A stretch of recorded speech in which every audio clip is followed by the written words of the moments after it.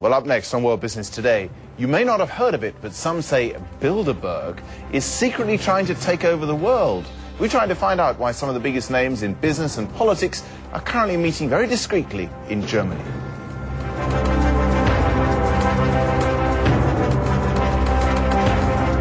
Conspiracy or cozy talking shop? The Bilderberg Group is meeting in South Germany this week, at least according to the Financial Times, which says a group of powerful men and women will debate the future of the world.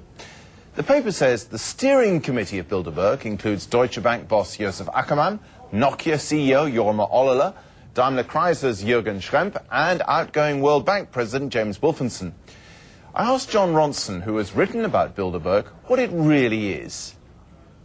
Bilderberg is a meeting of powerful centrist industrialists and politicians. They always meet in secret once a year in a five-star hotel with golfing facilities, and they've taken on the image for conspiracy theorists of the fabled shadowy cabal that secretly rules the world. Are they?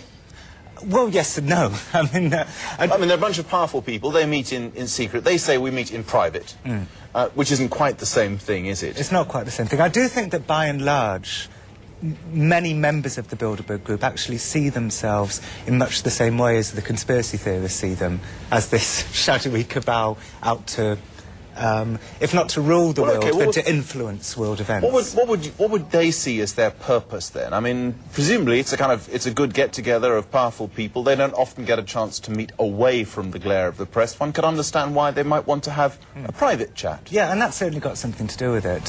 They see themselves as wise globalist centrists. They were set up post the Second World War by people like Dennis Healey, David Rockefeller and various others. And there's a degree of idealism there, isn't there? They didn't want to go to war again. I mean... Oh, absolutely. Is that a sinister conspiracy? Well, I mean, it depends what side of the political spectrum you sit on. And you know, many of the anti-Bilderberg conspiracists are right-wingers who see themselves as twigs in a tidal wave of globalisation. They see themselves as nationalists.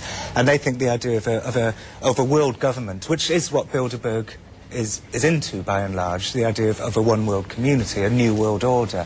You know, they see that as... They see themselves as a government as opposed to a group of world leaders or people with influence at a global level who are talking about global issues, do they? They see themselves as headhunters. They'll get an up-and-coming politician who they think may be president or prime minister one day, and as globalist industrialist leaders who believe that politics shouldn't be in the hands of the politicians, they try and influence them with wise words in the corridors outside the sessions. Should they be more open? I mean, should they come and sit here and do an interview with me and explain what they're doing, or talk after their meeting about what they've decided, even if they don't invite us along as journalists beforehand or during? Well, Bilderberg's secrecy, I think, harks back specifically to Henry Kissinger, who, you know, in quite a silly way, I think, loves the idea of being this shadowy, secret figure. And it was Kissinger, as a founder member of Bilderberg, who had this idea to be this kind of secret organisation in quite a silly way, really. So, and I think some members, I mean, Lord Owen said to me at one point that, you know, he wishes... That's the former British Foreign Secretary and leader of the Social Democratic Party. Yeah, and he said he kind of wished Bilderberg, you know, didn't quite have this air of secrecy, because it gives rise to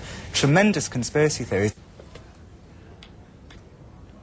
John Ronson there, who's written about Bilderberg in a book called Them, Adventures with Extremists.